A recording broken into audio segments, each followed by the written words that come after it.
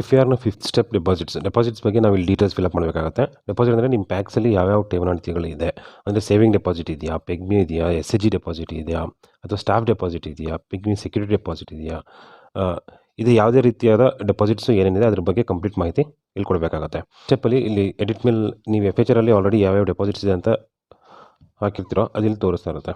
ಅಕಸ್ಮಾತ್ ಏನಾದರೂ ಅಲ್ಲಿ FHRಲ್ಲಿ ಫಿಲ್ ಮಾಡಬೇಕಾದ್ರೆ ಯಾವುದೇ ಒಂದು ಮಾಹಿತಿ ಬಿಟ್ಟೋಗಿದ್ರೆ, ಅಂದರೆ ಯಾವುದೋ ಒಂದು ಡೆಪಾಸಿಟ್ಸ್ ಮೆನ್ಷನ್ ಮಾಡೋದು ಬಿಟ್ಟೋಗಿದ್ರೆ, ಸೊ ನೀವು ಇಲ್ಲಿ ಸೇರಿಸ್ಬೋದು, ಅಡಿಷನ್ ಮಾಡ್ಬೋದು. FHRನಲ್ಲಿ ಡೆಪಾಸಿಟ್ಸ್ ನೀವು ಏನು ಫಿಲಪ್ ಮಾಡಿರುತ್ತೆ ಆ ಪ್ರಾಡಕ್ಟ್ಸು ಮತ್ತು ಬ್ಯಾಲೆನ್ಸು 31/3/22 ಫಿಲ್ ಮಾಡಿರ್ತೀರ. ಸೊ FVRಲ್ಲಿ ಅಪ್ಡೇಟ್ ಮಾಡಬೇಕಾಗತ್ತೆ. ಜಸ್ಟ್ ಎಡಿಟ್ ಆಪ್ಷನ್ ಮೇಲೆ ಕ್ಲಿಕ್ ಮಾಡಿ. ಸೊ ಯಾವ ಪ್ರಾಡಕ್ಟ್ ಅಂತ ಆಲ್ರೆಡಿ ಸೇವ್ ಆಗಿರುತ್ತೆ. ಸೊ ಆ್ಯಡ್ ಮಾಡಬೇಕು ಅಂತಂದರೆ ಆ್ಯಡ್ ಮೇಲೆ ಕ್ಲಿಕ್ ಮಾಡಿಬಿಟ್ಟು ನೀವು ಆ್ಯಡ್ ಮಾಡ್ಕೊಂಡು ಹೋಗ್ಬೋದು.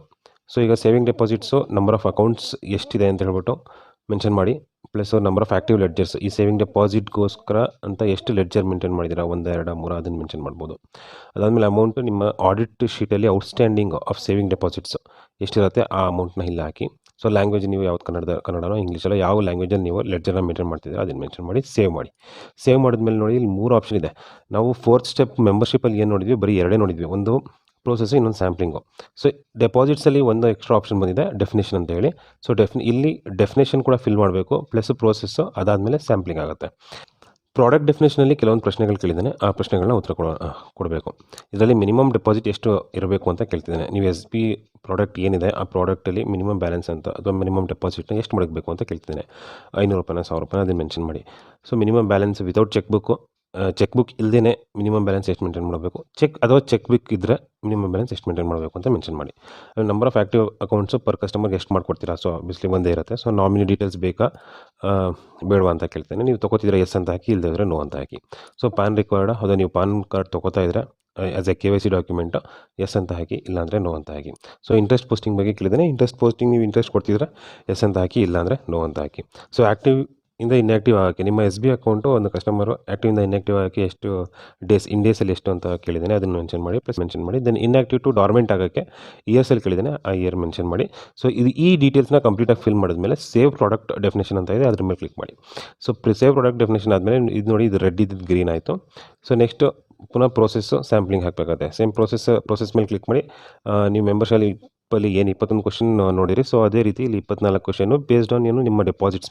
ಈಗ ಮೊದಲನೇ ಪ್ರಶ್ನೆ ಏನು ಕೇಳ್ತಿದ್ದಾನೆ, ನೀವು ಅಕೌಂಟ್ ಓಪನ್ ಮಾಡಬೇಕಾದ್ರೆ ಆ ಅಪ್ಲಿಕೇಶನ್ ಏನು ಕೊಟ್ಟಿರ್ತೀರ ಆ ಅಪ್ಲಿಕೇಶನ್ನ ಅಥವಾ ಓಪನಿಂಗ್ ಫಾರ್ಮ್ನ ಕಸ್ಟಮರ್ ಫಿಲ್ ಮಾಡ್ತಾನೋ ಇಲ್ವೋ ಅಂತ ಕೇಳ್ತಾನೆ. ಅಂದರೆ ಅವ್ರ ಕೈಲೇ ಮಾಡಿಸ್ತಾರಾ ಇಲ್ವೋ ಅಂತ ಕೇಳ್ತಿದ್ದಾನೆ. ಸೊ ಅವ್ರ ಕೈಲೇ ಮಾಡಿಸ್ತಾ ಇದ್ದರೆ ಎಸ್ ಅಂತ ಹಾಕಿ, ಇಲ್ಲಾಂದರೆ ನೋ ಅಂತ ಹಾಕಿ.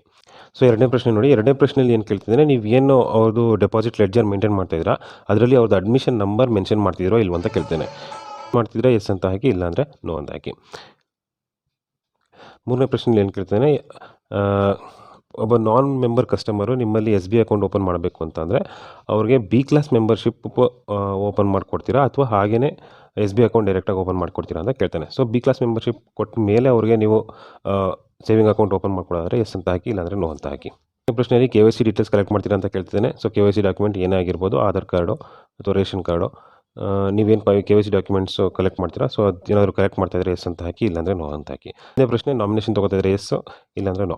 7ನೇ ಪ್ರಶ್ನೆಯಲ್ಲಿ ನೀವು ತೊಗೊಂಡಿರುವಂಥ KYC ಡಾಕ್ಯುಮೆಂಟ್ಸು ಸೆಕ್ರೆಟರಿ ಅವರು ವೆರಿಫೈ ಮಾಡ್ತಾರೆ ಅಂತ ಕೇಳ್ತೇನೆ. ಸೊ ವೆರಿಫೈ ಮಾಡ್ತೀರಾ, ಆಬ್ವಿಯಸ್ಲಿ ಎಸ್ ಅಂತ ಹಾಕಿ. ಪ್ರಶ್ನೆಯಲ್ಲಿ ಅಕೌಂಟ್ ಓಪನ್ ಮಾಡಬೇಕಾದ್ರೆ ಅವರಿಂದ ಕ್ಯಾಶ್ ಕಲೆಕ್ಟ್ ಮಾಡ್ತೀರಾ, ಆ ಕ್ಯಾಶ್ ಕಲೆಕ್ಟ್ ಮಾಡಿದ್ದನ್ನ ಡೇ ಬುಕ್ ಅಥವಾ ಲೆಡ್ಜರಲ್ಲಿ ಮೆನ್ಷನ್ ಮಾಡ್ತೀರಾ ಅಂತ ಕೇಳ್ತೇನೆ. ಸೊ ಮೆನ್ಷನ್ ಮಾಡ್ತೀರಾ ಎಸ್ ಅಂತ ಹಾಕಿ, ಇಲ್ಲಾಂದರೆ ಇಲ್ಲ ಅಂತ ಹಾಕಿ. ಸೊ 9ನೇ ಪ್ರಶ್ನೆಯಲ್ಲಿ ಪಾಸ್ಬುಕ್ ಇಶ್ಯೂ ಮಾಡ್ತೀರಾ ಅಂತ ಕೇಳ್ತೇನೆ. ಪಾಸ್ಬುಕ್ ಇಶ್ಯೂ ಮಾಡ್ತಾಯಿದ್ರೆ ಕಸ್ಟಮರ್ಗೆ ಎಸ್ ಅಂತ ಹಾಕಿ, ಇಲ್ಲಾಂದರೆ ನೋ. 10ನೇ ಪ್ರಶ್ನೆಯಲ್ಲಿ ಕಸ್ಟಮರು ನಿಮ್ಮ ಸೇವಿಂಗ್ ಡೆಪಾಸಿಟ್ ಕಸ್ಟಮರು ದುಡ್ಡು ಡ್ರಾ ಮಾಡೋಕ್ಕೆ ಬಂದಾಗ ಅವ್ರಿಗೆ ವಿಡ್ರಾವಲ್ ಸ್ಲಿಪ್ ಕೊಡ್ತೀರಾ ಇಲ್ವಾ ಅಂತ ಕೇಳ್ತೇನೆ. ಸೊ ಕೊಟ್ಟರೆ ಎಸ್ ಅಂತ ಹಾಕಿ, ಇಲ್ಲಾಂದರೆ ನೋ. 11ನೇ ಪ್ರಶ್ನೆಯಲ್ಲಿ ನೀವು ಕೊಟ್ಟಿರೋಂಥ ವಿಡ್ರಾವಲ್ಲು ಅದನ್ನು ಅವ್ರಿಗೆ ಅಮೌಂಟ್ ಅಥವಾ ಕ್ಯಾಶ್ ಪೇ ಮಾಡೋಕ್ಕಿಂತ ಮುಂಚೆ ಅದನ್ನು ವೆರಿಫೈ ಮಾಡ್ತಿರೋ ಇಲ್ವೋ ಅಂತ ಕೇಳ್ತೇನೆ. ಸೊ ವೆರಿಫೈ ಮಾಡ್ತೀರಾ ಎಸ್ ಅಂತ ಹಾಕಿ, ಇಲ್ಲಾಂದರೆ ನೋ ಅಂತ ಹಾಕಿ. ನೋಡಿ 12ನೇ ಪ್ರಶ್ನೆಯಲ್ಲಿ ಅವರು ವಿಡ್ರಾಗಂತ ಬಂದಾಗ ಅವರ ಸಿಗ್ನೇಚರ್ ಆಗಲಿ ಅಥವಾ ಬ್ಯಾಲೆನ್ಸ್ ಆಗಲಿ ನೀವು ಚೆಕ್ ಮಾಡಿ ಲೆಡ್ಜರಲ್ಲಿ ನೋಡಿ ಕೊಡ್ತೀರಾ ಇಲ್ವ ಅಂತ ಕೇಳ್ತೇನೆ. ಸೊ ನೋಡ್ಕೊಡ್ತಾ ಇದ್ದರೆ ಎಸ್ ಅಂತ ಹಾಕಿ, ಇಲ್ಲಾಂದರೆ ನೋ ಅಂತ ಹಾಕಿ. 15ನೇ ಪ್ರಶ್ನೆಯಲ್ಲಿ ನೀವು ಕೊಡ್ತಿರೋಂಥ ಇಂಟ್ರೆಸ್ಟ್ಗೂ ಅಥವಾ ಬೋರ್ಡ್ ಅಪ್ರೂವ್ ಮಾಡಿರೋ ಇಂಟ್ರೆಸ್ಟ್ಗೂ ಏನಾದರೂ ಡಿಫ್ರೆನ್ಸ್ ಇದೆಯಾ ಅಂತ ಕೇಳ್ತೇನೆ. ಸೊ ಆಬ್ವಿಯಸ್ಲಿ ಡಿಫ್ರೆನ್ಸ್ ಇರಲ್ಲ, ಸೊ ಸೇಮೇ ಕೊಡ್ತಾ ಇರ್ತೀರ, ಸೊ ಅದಕ್ಕೆ ನೋ ಅಂತ ಆಗ್ಬೋದು. ಅಕಸ್ಮಾತ್ ಆ ಥರ ಡಿಫ್ರೆನ್ಸ್ ಇದ್ದರೆ ಎಸ್ ಅಂತ ಹಾಕಿ. 16ನೇ ಪ್ರಶ್ನೆಯಲ್ಲಿ ಇಂಟ್ರೆಸ್ಟ್ ಕೊಡುವಂಥದ್ದು ಯಾವುದಾದ್ರೂ ಮಿಸ್ ಆಗಿದೆಯೋ ಇಲ್ವೋ ಅಂತ ಕೇಳ್ತೇನೆ. ಮಿಸ್ ಆಗಿದ್ರೆ ಅದು ಎಸ್ ಹಾಕಿ, ಇಲ್ಲಾಂದ್ರೆ ನೋ ಅಂತ ಹಾಕಿ. 17ನೇ ಪ್ರಶ್ನೆಯಲ್ಲಿ ಏನು ಕೇಳ್ತಾಯಿದ್ದಾನೆ, ನಿಮ್ಮಲ್ಲಿರೋ ಒಂದು ಕಸ್ಟಮರ್ಸ್ಗೆ ಒಬ್ಬರಿಗೆ ಇಂಟ್ರೆಸ್ಟ್ ಪೋಸ್ಟ್ ಆಗಿದೆ, ಇನ್ನೊಬ್ಬರಿಗೆ ಆಗಿಲ್ಲ, ಆ ಥರ ಏನಾದರೂ ಸಿಚುವೇಶನ್ ಆಗಿದೆಯಾ ಅಂತ ಕೇಳ್ತೇನೆ. ಆ ಥರ ಏನಾದರೂ ನೀವು ಫೇಸ್ ಮಾಡಿದರೆ ಎಸ್ ಅಂತ ಹಾಕ್ಬೋದು, ಇಲ್ಲಾಂದರೆ ನೋ. 18ನೇ ಪ್ರಶ್ನೆಯಲ್ಲಿ ಏನು ಕೇಳ್ತೇನೆ, ನೀವು ಕೊಡ್ತಿರೋಂಥ ಇಂಟ್ರೆಸ್ಟ್ ಅಮೌಂಟು ಕ್ವಾರ್ಟರ್ಲಿ ಆಗ್ಬೋದು ಅಥವಾ ಮಂತ್ಲಿ ಆಗ್ಬೋದು, ಆ ಇಂಟ್ರೆಸ್ಟ್ ಶೀಟ್ನ ಸಿ ಒ ಆದರೂ ಪ್ರಿಪೇರ್ ಮಾಡ್ತೀರಾ ಕೊಡೋಕ್ಕಿಂತ ಮುಂಚೆ ಅಂತ ಕೇಳ್ತಿದ್ದೇನೆ.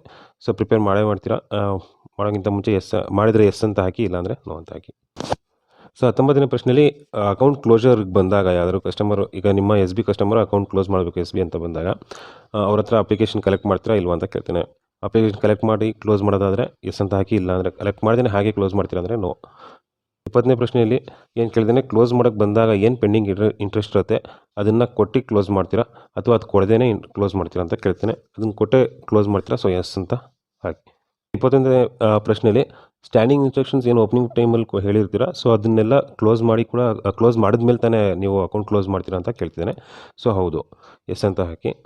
22ನೇ ಪ್ರಶ್ನೆಯಲ್ಲಿ ನೀವು ವೋಚರ್ ಪ್ರಿಪೇರ್ ಮಾಡಿದ್ದು ಅಥವಾ ಪಾಸ್ ಮಾಡಿದ್ದು ಸಿ ಒ ಆದವರು ಅದನ್ನು ವೆರಿಫೈ ಮಾಡಿ ಆ ಪೇಮೆಂಟ್ ಅಥವಾ ಕ್ಯಾಶ್ನ ಲೆಡ್ಜರಲ್ಲಿ ಏನು ಎಂಟ್ರಿ ಮಾಡ್ತೀರಾ ಅಂತ ಕೇಳ್ತಾನೆ. ಎಂಟ್ರಿ ಮಾಡ್ತಿದ್ರೆ ಎಸ್, ಇಲ್ಲಾಂದರೆ ನೋ.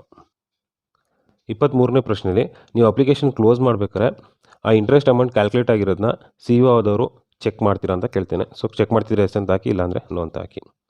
ಸೊ 24ನೇ ಪ್ರಶ್ನೆ, ಪ್ಯಾಕ್ಸ್ ಲೆಡ್ಜರ್ 31/3/23ವರೆಗೆ ಅಪ್ಡೇಟ್ ಆಗಿದ್ದರೆ ನೀವು ಅಪ್ಡೇಟ್ ಮಾಡಿದರೆ ಎಸ್ ಅಂತ ಹಾಕಿ, ಇಲ್ಲಾಂದರೆ ನೋ ಅಂತ ಹಾಕಿ. ಈ 24 ಕ್ವಶನ್ನು ಫಿಲಪ್ ಮಾಡಿದ್ಮೇಲೆ ಇಲ್ಲಿ ಕೆಳಗಡೆ ನೋಡಿ ಸೇವ್ ಪ್ರೊಸೆಸ್ ಫ್ಲೋ ಅಂತ ಇದೆ, ಅದ್ರ ಮೇಲೆ ಕ್ಲಿಕ್ ಮಾಡಿ. ಸೊ ಇದು ಸೇವ್ ಆದ ತಕ್ಷಣ ಇದು ಕೂಡ ಈಗ ರೆಡ್ಡಿಂದ ಗ್ರೀನ್ ಆಯಿತು. ಸೊ ನೆಕ್ಸ್ಟ್ ಬರೋದು ಸ್ಯಾಂಪ್ಲಿಂಗಲ್ಲಿ ಸೇಮ್ ನಾವು ಏನು ಮೆಂಬರ್ಶಿಪ್ಪಲ್ಲಿ ನೋಡಿದ್ವಿ 5 ಜನದ್ದು ಡೀಟೇಲ್ಸ್ ಫಿಲಪ್ ಮಾಡಿ, ಅದೇ ರೀತಿ ಇಲ್ಲಿ 5 ಜನದ್ದು ಸ್ಕ್ಯಾನ್ ಕಾಪಿನ ನಾವು ಫಿಲಪ್ ಮಾಡಿ ಡೀಟೇಲ್ಸ್ ಫಿಲಪ್ ಮಾಡಬೇಕಾಗುತ್ತೆ. ನೀವು ಫಸ್ಟ್ ಲೆಜಿಬಿಲಿಟಿ ಈ ಎಡಿಟ್ ಆಪ್ಷನ್ ಮೇಲೆ ಕ್ಲಿಕ್ ಮಾಡಿ ಲೆಜಿಬಿಲಿಟಿ ಗುಡ್ ತೊಗೊಳ್ಳಿ. So last date of entry, ಇಲ್ಲಿ ಲಾಸ್ಟ್ ಡೇಟ್ ಆಫ್ ಎಂಟ್ರಿ ಅಂತಂದರೆ ಈಗ ನೀವು ಯಾವುದೋ ಒಂದು ಸ್ಯಾಂಪಲ್ ಅಪ್ಲೋಡ್ ಮಾಡ್ತಾ ಇದ್ದೀರಾ, ಸ್ಕ್ಯಾನ್ ಮಾಡಿದ್ದೀರಾ ಯಾವುದೋ ಒಂದು ಕಸ್ಟಮರ್ದು ಲೆಡ್ಜರ್ ಅಂತ ಅಂದರೆ, ಸೊ ಆ ಕಸ್ಟಮರ್ದು ಲಾಸ್ಟ್ ಡೇಟ್ ಆಫ್ ಎಂಟ್ರಿ ಅಂದರೆ ಯಾವತ್ತು ಲಾಸ್ಟ್ ದುಡ್ಡು ಕಟ್ಟಿದ್ದಾರೆ ಅನ್ನೋದು ನಾವು ಆ ಡೇಟ್ನ ಮೆನ್ಷನ್ ಮಾಡಬೇಕಾಗುತ್ತೆ. ಇವತ್ತು ಅವರು ದುಡ್ಡು ಕಟ್ಟಿದರೆ ಇವತ್ತಿನ ಡೇಟ್ ಮೆನ್ಷನ್ ಮಾಡಬೇಕಾಗುತ್ತೆ. ಆ ಡೇಟ್ನ ಮೆನ್ಷನ್ ಮಾಡಿ ಈ ಸ್ಯಾಂಪಲ್ ಫೈಲ್ ಈ ಪ್ಲಸ್ ಮಾರ್ಕ್ ಮೇಲೆ ಕ್ಲಿಕ್ ಮಾಡಿ ಆ ಸ್ಯಾಂಪಲ್ನ ಆ ಇಮೇಜ್ ಅಥವಾ PDF ಇಲ್ಲಿ ಅಪ್ಲೋಡ್ ಮಾಡಿ ಸೇವ್ ಮಾಡಿದ್ಮೇಲೆ ಸ್ಯಾಂಪಲ್ ಡೀಟೇಲ್ಸ್ ಓಪನ್ ಆಗುತ್ತೆ. ಸೊ ಸ್ಯಾಂಪಲ್ ಡೀಟೇಲ್ಸ್ ಮೇಲೆ ಕ್ಲಿಕ್ ಮಾಡ್ತೀರಾ. ಸ್ಯಾಂಪಲ್ ಡೀಟೇಲ್ಸ್ ಮೇಲೆ ಕ್ಲಿಕ್ ಮಾಡಿ ಈ ಕಂಪ್ಲೀಟ್ ಡೀಟೇಲ್ಸ್ನ ಫಿಲಪ್ ಮಾಡಬೇಕು. ಅಂದರೆ ಅಡ್ಮಿಷನ್ ನಂಬರು ಏನು, ಅವ್ರದ್ದು ಅಕೌಂಟ್ ನಂಬರ್ ಏನಿದೆ, ಸೊ ನಂಬರ್ ಆಫ್ ಅವ್ರದ್ದು, ಸೊ ನೇಮ್ ಹಾಕ್ತೀರಾ. ನೇಮ್ ಹಾಕಿದ್ಮೇಲೆ ledger folio number, PAN number, Aadhaar number, mobile number, account opening date mention ಮಾಡ್ತೀರಾ. ಅಕೌಂಟ್ ಆಮೇಲೆ balance as on cut off date, ಅಂದರೆ ಕಟ್ ಆಫ್ ಡೇಟ್ ಅಂತಂದರೆ 31/3/23ವರೆಗೆ ಎಷ್ಟು ಬ್ಯಾಲೆನ್ಸ್ ಇದೆ ಅವ್ರ ಎಸ್ ಬಿ ಅಕೌಂಟಲ್ಲಿ ಅದನ್ನು ಮೆನ್ಷನ್ ಮಾಡ್ತೀರಾ.